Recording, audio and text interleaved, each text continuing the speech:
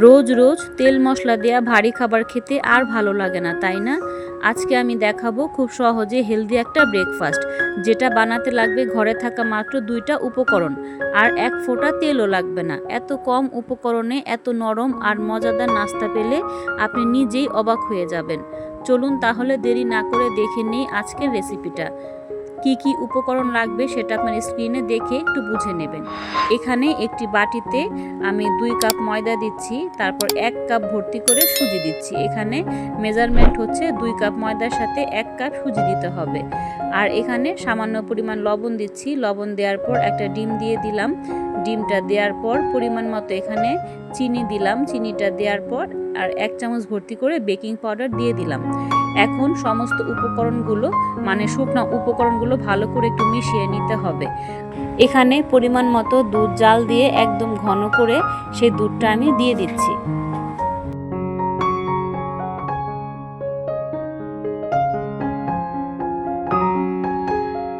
আমি দুধ জাল দিয়ে আগে থাকতে ঘন করে নিয়েছিলাম। এখানে দুধের পরিমাপটা আমি আপনাদের বলবো না, নাস্তার পরিমাণ অনুযায়ী দুধের পরিমাণটাও কম বেশি লাগতে পারে। এখানে কিন্তু আমি 3 থেকে 4 বার কিন্তু দুধটা ব্যবহার করছি। আপনারা দেখে প্লিজ একটু বুঝে নেবেন। দুধটা কিন্তু একবারে দেওয়া যাবে না, অল্প অল্প করে দিতে হবে, আর মিশ্রণটা কিন্তু আলতোভাবে মিশাতে হবে। এখানে দেখতে পারতেছেন নাস্তাটার ভিতরে আমি একটা ফ্লেভার ইউজ করব। আপনারা চাইলে কিন্তু যে কোনো ফ্লেভার ব্যবহার করতে পারবেন। আসলে যারা ডিমের গন্ধ পছন্দ না করেন তারা কিন্তু একটু ফ্লেভার ইউজ করলে কি হবে, ডিমের কোনো গন্ধ আসবে না। তো আমি এখানে বানানা ফ্লেভারটা সামান্য পরিমাণ একটু দিচ্ছি। আপনারা চাইলে কিন্তু ভ্যানিলা ফ্লেভারটা ব্যবহার করতে পারবেন।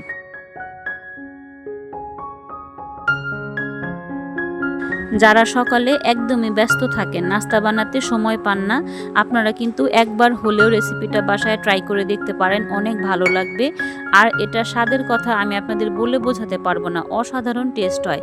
খুব সহজে আর ঝটপটভাবে এই নাস্তাটা কিন্তু আপনারা বাসায় বানিয়ে নিতে পারবেন। এই নাস্তাটা একবার বানালে কিন্তু বারবার আপনাদের বানাতে মন চাইবে, এতটাই টেস্টি হয় এই নাস্তাটা। তো দেখতে পারতেছেন এখানে কিন্তু মিশ্রণটা ভালোভাবে কিন্তু আমার একদম মিশানো হয়ে গেছে। এটার ঘনত্বটা কেমন হবে আপনারা দেখে একটু বুঝে নেবেন। এটা কিন্তু বেশি পাতলা করা যাবে না, একবারে ঘন করা যাবে না, মিডিয়াম সাইজের একটা ঘনত্ব তৈরি করে নিতে হবে।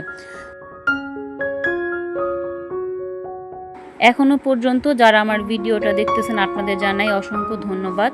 আর যারা লাইক দিতে ভুলে গেছেন অবশ্যই একটা লাইক দিয়ে আমাকে একটু সাপোর্ট করবেন। আর আমার চ্যানেলটি সাবস্ক্রাইব করে রাখবেন, তাহলে কি হবে, আমি যখন নতুন কোনো ভিডিও দিব সবার আগে আপনাদের কাছে নোটিফিকেশন চলে যাবে। আপনারা সময় সুযোগ করে ভিডিওটা দেখে নিতে পারবেন। আপনারা চ্যানেলটি সাবস্ক্রাইব করে রাখতে পারেন আর সাথে থাকা বেল বাটনটি অন করে রাখবেন, তাহলেই হবে। আমি ভিডিও দিলে সবার আগে আপনাদের কাছে নোটিফিকেশন চলে যাবে। এখানে দেখতে পারতেছেন চুলার উপরে আমি একটি ফ্রাই প্যান বসিয়ে দিলাম। তো ফ্রাই প্যানের ভিতরে আমি সামান্য পরিমাণ একটু তেল ব্রাশ করে নিয়েছিলাম, যাতে নাস্তাটা খুব সুন্দরভাবে হয়ে যায়। আপনারা দেখতে পারতেছেন এখানে কিন্তু পরিমাণ মতো ব্যাটার আমি দিয়ে দিলাম, আর নাস্তাটা দেখেন কতটা সুন্দর হয়েছে। তো এইভাবে করে সবগুলো নাস্তা কিন্তু আমি ভেজে নিব। এই নাস্তাটা ভাজার সময় কিন্তু কোনো প্রকার কোনো তেল কোনো কিছুই লাগবে না, আপনারা দেখেই একটু বুঝে নেবেন। আসলে আমরা তো সবসময় প্রতিদিনের লাইফে কিন্তু আমরা কিন্তু সবসময় তেলে ভাজা জিনিস খেয়ে কিন্তু অভ্যস্ত। আসলে তেলে ভাজা জিনিস কিন্তু খেলে আমাদের নানান ধরনের সমস্যা হয়। আপনারা কিন্তু তেল ছাড়া এই নাস্তাটা একবার হলেও বাসায় বানিয়ে দেখতে পারেন, অনেক ভালো লাগবে। আবার কিন্তু বাচ্চাদের স্কুলের টিফিন বক্সেও কিন্তু টিফিন হিসেবে বানিয়ে দিতে পারবেন। আবার অনেক সময় কিন্তু বাসায় মেহমান আসলে ঝটপট কিন্তু নাস্তাটা বানাতে পারবেন।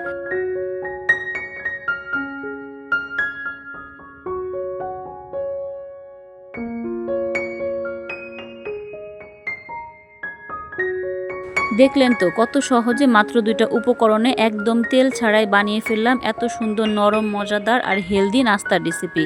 এত কম সময় এত কম ঝামেলায় এমন একটা নাস্তা বানালে বারবার বানাতে ইচ্ছা করবে। তো বন্ধুরা আজকেই বানিয়ে ফেলুন ঝটপট এই মজাদার নাস্তার রেসিপি।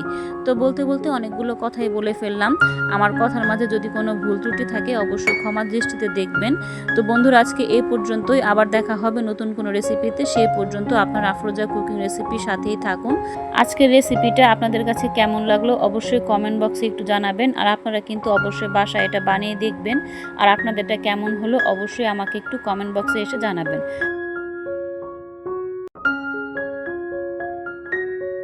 নাস্তাটা কতটা পারফেক্ট হয়েছে আপনারা দেখে একটু বুঝে নেবেন। আমি কিন্তু হাতে নিয়ে একটু ভাঁজ করে দেখাচ্ছি, দেখেন এটা কতটা সফট হয়েছে, আপনারা দেখে অবশ্যই বুঝতে পারতেছেন।